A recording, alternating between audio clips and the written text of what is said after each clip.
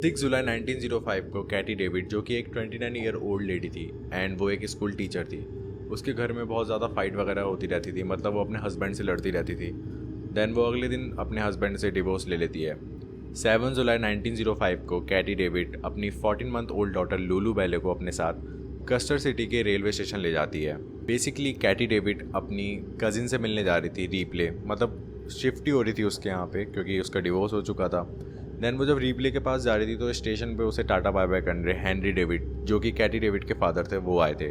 And Martin James वो घर पे था। उसे लग रहा था कि वो बस कुछ दिन में आ जाएगी, मतलब कुछ दिन का ही ड्रामा है, कुछ दिन में आ जाएगी। फ्यू वीक्स लेटर जो कैटी डेविड के फादर थे, हेनरी डेविड, वो टेंशन वगैरह में आ गए, क्योंकि उस टाइम पे फ़ोन्स वगैरह होते नहीं थे। तो वो टेंशन में आ गए कि वो ठीक होगी नहीं होगी मेरी बेटी, और मतलब उसकी डॉटर, वो ठीक होगी नहीं होगी।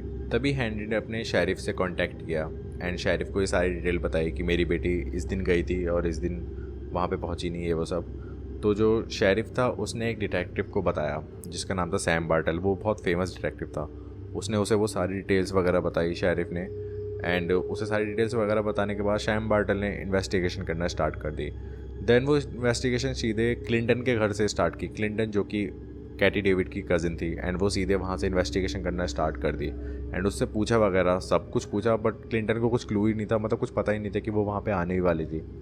देन जो क्लिंटन होती है वो यही बोलती है कि मुझे कुछ पता नहीं था। देन सैम बार्टल सीधे हेनरी डेविड के पास जाता है एंड वो सारी चीज़ बताता है कि जो क्लिंटन ने बोला, क्योंकि उसे वहाँ पे ना कोई न्यूज़ मिली एंड ना किसी वुमेन की न्यूज़ मिली, ना किसी बेबी की न्यूज़ मिली। 28 जुलाई 1905 को सैम बार्टल को एक न्यूज़ मिलती है वेदरफोर्ड से कि जो कैटी है एंड उसकी जो बेबी है वो विलियम मोरे के घर उसने उस रात स्टे किया था। Brought to this house by Moore's sister in law Fanny Norton, a resident of Clinton.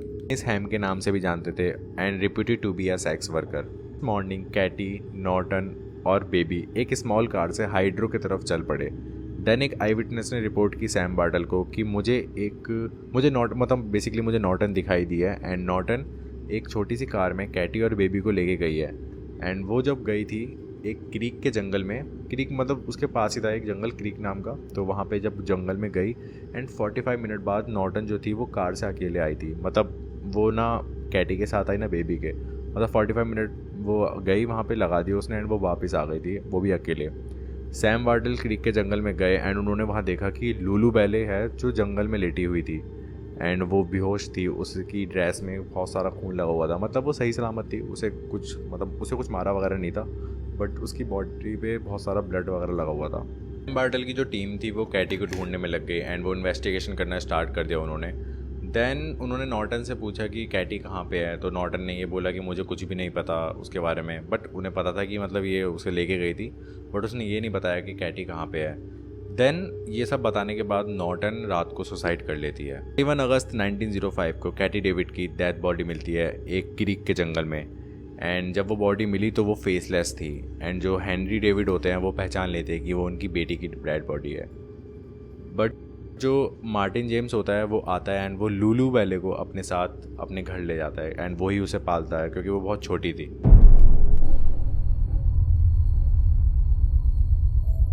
ये एक अनसॉल्व्ड स्टोरी है, किसी को नहीं पता कि भाई क्या थी इस पूरी स्टोरी का राज, मतलब कैसे मरी है कैटी डेविड, किसी को कुछ नहीं पता। लोग आज भी कहते हैं कि वो एक हॉन्टिंग जंगल है, क्योंकि वहाँ पे जो भी रात को ट्रैवल करता है उन्हें कैटी डेविड दिखाई देती है एंड वहाँ के आसपास रोने की आवाज़ें भी आती हैं एंड वहाँ पे ब्लड की स्मेल भी आती है, मतलब ऐसे ही लोग बताते हैं। ये थी एक रियल स्टोरी कैटी डेविड की, डेड वुमेन क्रॉसिंग के नाम से भी जानते होंगे आप। तो अगर आपको ऐसी वीडियोस पसंद है तो सब्सक्राइब कीजिए चैनल को। Thanks for watching.